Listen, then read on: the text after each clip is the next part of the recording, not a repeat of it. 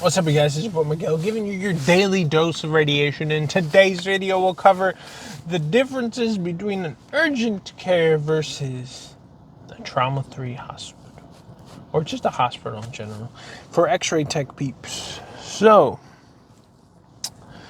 the main difference of what you'll do as an X-ray tech in both of these places,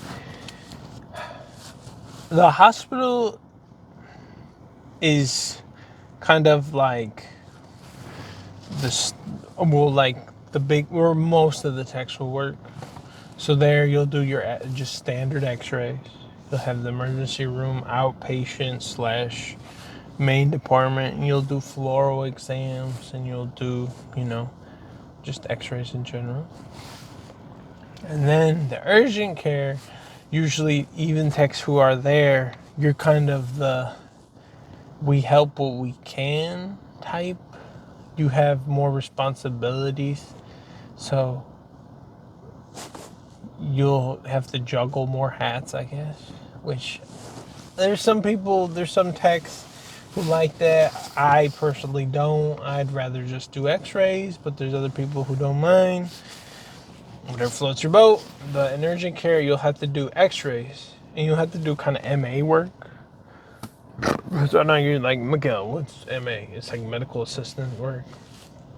So you'll have to maybe swab patients to labs to other, not like nurse stuff, but I kind of like, that's like a vague line between that. My lady's a nurse, so sometimes she'd be telling me some of the stuff the MAs do, which is, she's like, it's kind of fucked up that they're doing some of the nurse shit, but they don't get nurse money. So it's like, And then as soon as my lady told me that, I'm like, you know what? I'm not doing urgent care, because what am I gonna be doing some nurse-related scope stuff when I didn't go to school for that. I just do X-rays. So that's the stuff you'll have to do.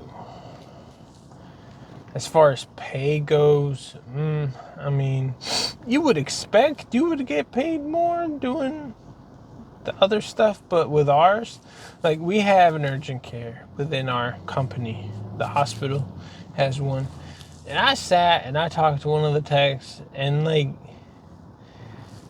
I guess the volume and all the stuff, they don't do as much volume as we do. So I guess the pay is somewhat the same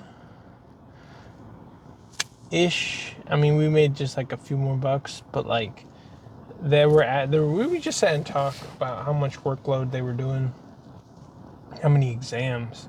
So I mean, usually here at the hospital, we're ranging between 500 to 800 a day, like collectively, not just the ER, but just collectively.